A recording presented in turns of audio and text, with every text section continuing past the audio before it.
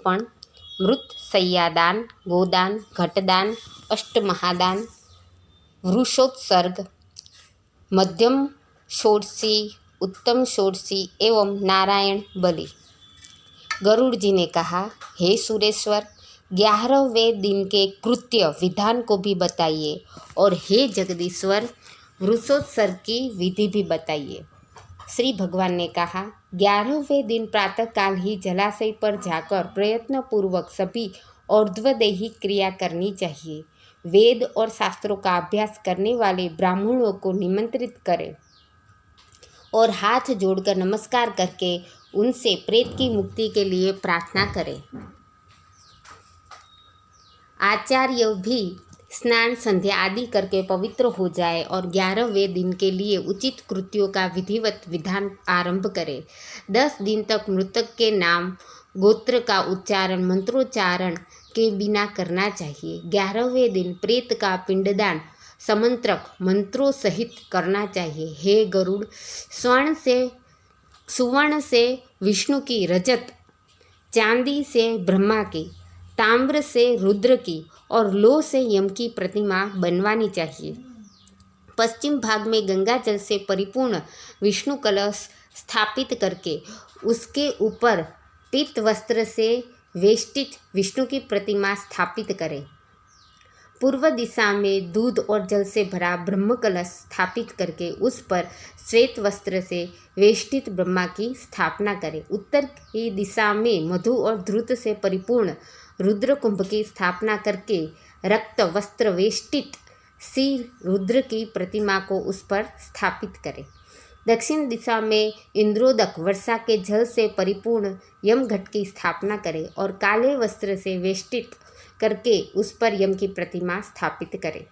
उनके मध्य में एक मंडल बनाकर उस पर पुत्र कुश से निर्मित कुशमयी प्रेत की प्रतिमा स्थापित करें और दक्षिणाभिमुख एवं अपसव्य होकर तर्पण करें।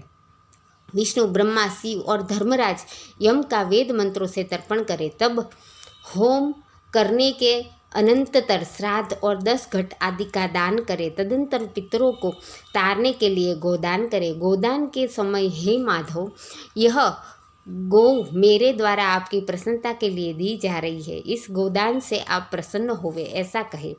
प्रेत के द्वारा उपभुक्त आभूषण, वस्त्र, वाहन तथा धूर्तपूर्ण काश्य पात्र, सप्तधान्यों और प्रेत को प्रिय लगने वाली वस्तुएं एवं तिलादि अष्टमहादान जो अंतकाल में न किए जा सके हो, सैया के समीप रखकर सैया के साथ इन सब का भी दान करें। ब्राह्मण के चरणों को धोकर वस्त्र आदि से उनकी पूजा करें और मोदक, पुआ, दूध आदि पकवान उन्हें प्रदान करें। तब पुत्र सैया के ऊपर प्रेत की स्वर्णमयी प्रतिमा कांचन पुरुष को स्थापित करें और उसकी पूजा करके यथाविधि मृत्यु सैया का दान करें। सैया दान के समय इस मंत्र को पढ़े, हे विप्र, प्रेत की प्रतिमा से युक्त और सभी प्रकार के उपकरणों से समन्वित यह प्रेत सैया, मृत सैया मैंने आपको निवेदित की है। इस प्रकार पढ़कर कुटुंबी ब्राह्मण आचार्यों को वह सैया प्रदान करनी चाहिए। इसके बाद प्रदक्षिणा और प्रणाम करके विसर्जन करना चाहिए। इस प्रकार सैया दान, नवक आदि श्राद्ध और वृषोत्सर्ग का विधान करने से प्रेत परम गति को प्राप्त होता है।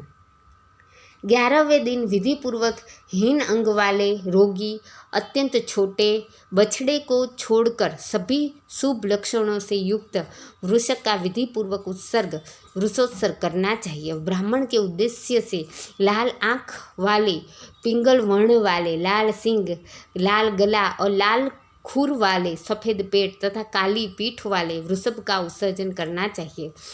क्षत्रिय के लिए चिकना और रक्तवर्ण वाला, वैश्य के लिए पित्तवर्ण वाला और शूद्र के लिए कृष्ण वर्ण का वृषभ वृषोत्सर्ग के लिए प्रशस्त माना जाता है। जिस वृषभ का सर्वांग पिंगल वर्ण का हो तथा पूँछ और पैर सफ़ेद हो, वह पिंगल वर्ण का वृषभ पितरों को प्रसन्नता बढ़ाने वाला होता है, ऐसा कहा गया है। जिस वृषभ के पैर, मुख और पूँछ श्वेत हो तथा शेष शरीर लाख के समान वर्ण का हो, वह नील वृष कहा जाता है। जो वृषभ रक्तवर्ण का हो तथा जिसका मुख और पूँछ पांडुर वर्ण का हो तथा खुर और सींग पिंगल वर्ण के हो, उसे रक्तनील वृष कहते हैं। जिस सांड के समस्त अंग एक रंग के हो और पूंछ तथा खुर पिंगल वर्ण का हो, उसे नील पिंग कहा गया है। वह पूर्वजों का उद्धार करने वाला होता है। जो कबूतर के समान रंग वाला हो, जिसके ललाट पर तिलक सी आकृति हो और सर्वांग सुंदर हो, वह बभ्रुनील वृषभ कहा जाता है। जिसका संपूर्ण शरीर नीलवर्ण का हो और दोनों नेत्र रक्तवर्ण के हो, उसे महानील वृषभ कहते हैं। इस प्रकार नील वृषभ 5 प्रकार के होते हैं। वृष का संस्कार करके उसे अवश्य मुक्त कर देना चाहिए, घर में नहीं रखना चाहिए। इसी विषय में लोक में एक पुरानी गाथा प्रचलित है। बहुत से पुत्रों की कामना करनी चाहिए ताकि उनमें से कोई एक गया जाय अथवा गौरी कन्या का विवाह कन्यादान करे या नील वृष का उत्सर्ग करे। जो पुत्र वृषोत्सर्ग करता है और गया में श्राद्ध करता है, वही पुत्र है। अन्य पुत्र विष्ठा के समान है।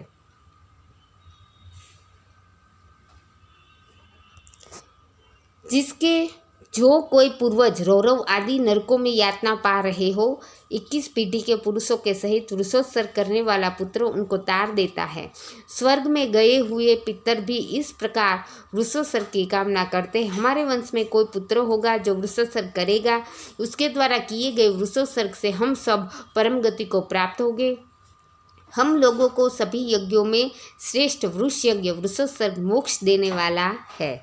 इसलिए पितरों की मुक्ति के लिए यथोक्त विधान से सभी प्रयत्नपूर्वक वृष यज्ञ वृषोत्सर्ग करना चाहिए।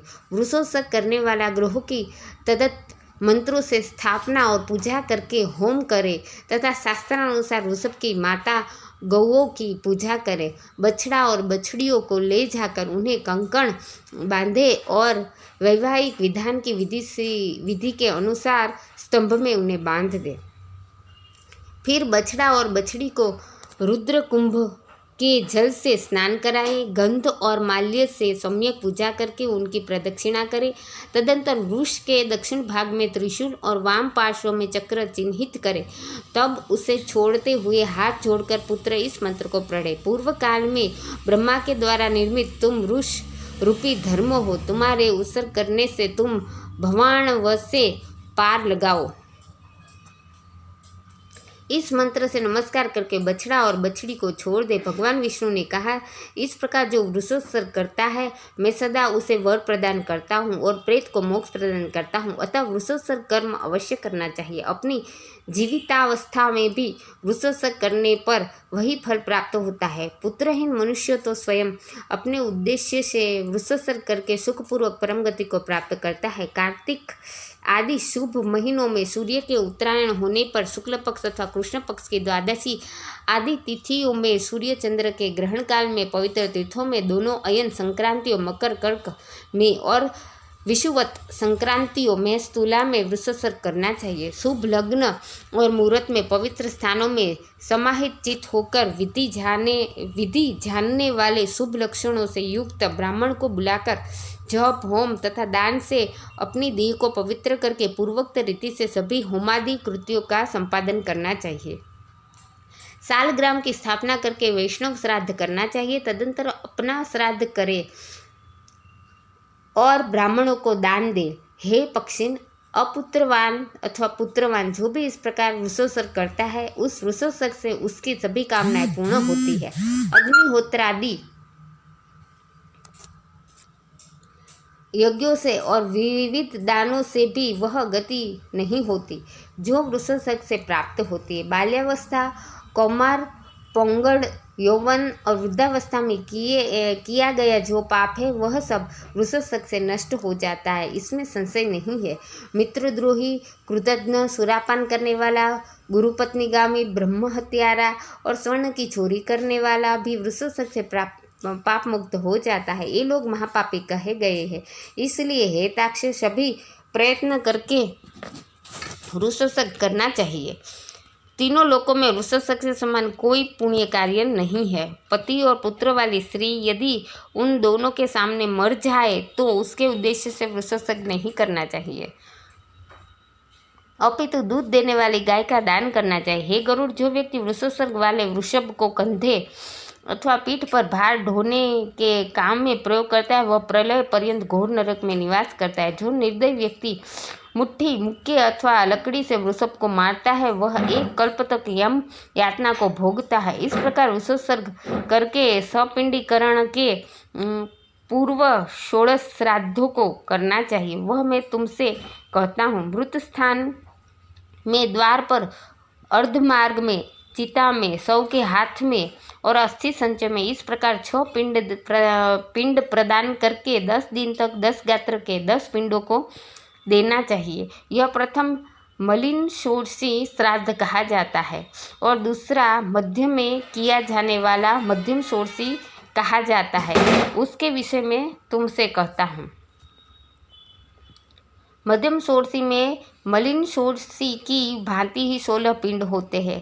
पहला पिंड भगवान विष्णु को, दूसरा शिव और तीसरा सपरिवार यम को प्रदान करे। चौथा पिंड सोमराज, पांचवा हव्य को वहन करने वाले अग्नि हव्यवाह, छठा कव्यवाह कव्य वहन करने वाले अग्नि तथा 7वां पिंड काल को प्रदान करे। 8वां पिंड रुद्र को, 9वां पुरुष को, 10वां प्रेत को और 11वां पिंड विष्णु को प्रदान करे। 12वां पिंड ब्रह्मा को, 13वां विष्णु को, 14वां शिव को, 15वां यम को और 16वां पिंड तत्पुरुष के उद्देश्य से देना चाहिए।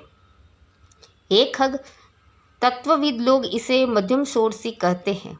तदंतर प्रति मास के 12 पाक्षिक, त्रिपाक्षिक, षाण्मासिक और उनाम्बिक इन श्राद्धों को उत्तम षोडशी कहा जाता है। इनके विषय में मैंने तुम्हें बताया हे ताक्ष्य, इनको 11वें दिन चरु बनाकर करना चाहिए।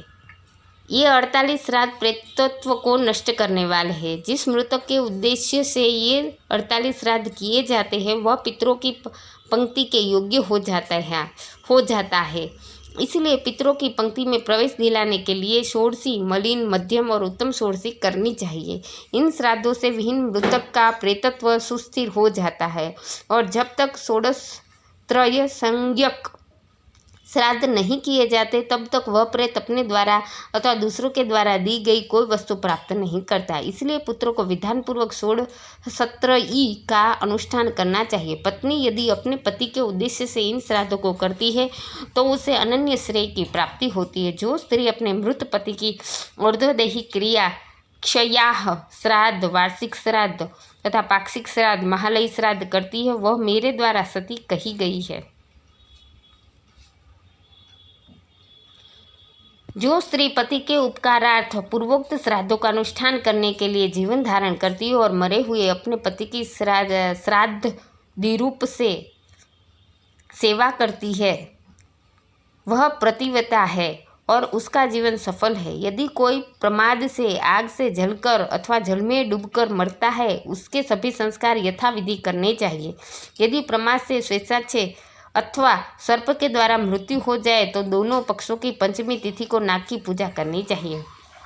पृथ्वी पर पीठी से फण की आकृति वाले नाग की रचना करके श्वेत पुष्पों तथा सुगंधित चंदन से उसकी पूजा करनी चाहिए। धूप और दीप देना चाहिए तथा तंडुल और तिल चढ़ाना चाहिए। कच्चे आटे का नैवेद्य और दूध अर्पित करना चाहिए। शक्ति के अनुसार सुवर्ण का नाग और गौ ब्राह्मण को दान करना चाहिए। तदंतर हाथ जोड़ के नागराज प्रसन्न हो इस प्रकार करना चाहिए। पुनः उन जीवों के उद्देश्य से नारायण बलि की क्रिया करनी चाहिए। ऐसा करने से मृत व्यक्ति सभी पातकों से मुक्त हो स्वर्ग को प्राप्त होते हैं। इस प्रकार संपूर्ण क्रिया करके 1 वर्ष तक अन्न और जल के सहित घटका दान करना चाहिए अथवा संख्यानुसार जल के सहित पिंडदान करना चाहिए। इस प्रकार 11वें दिन श्राद्ध करके संपिंडीकरण करना चाहिए और सूतक बीत जाने पर संज्ञादान और पददान करना चाहिए। इस प्रकार गरुड़ पुराण के अंतर्गत सारोद्धार में एकादशा विधि निरूपण नामक 12वां अध्याय पूरा हुआ।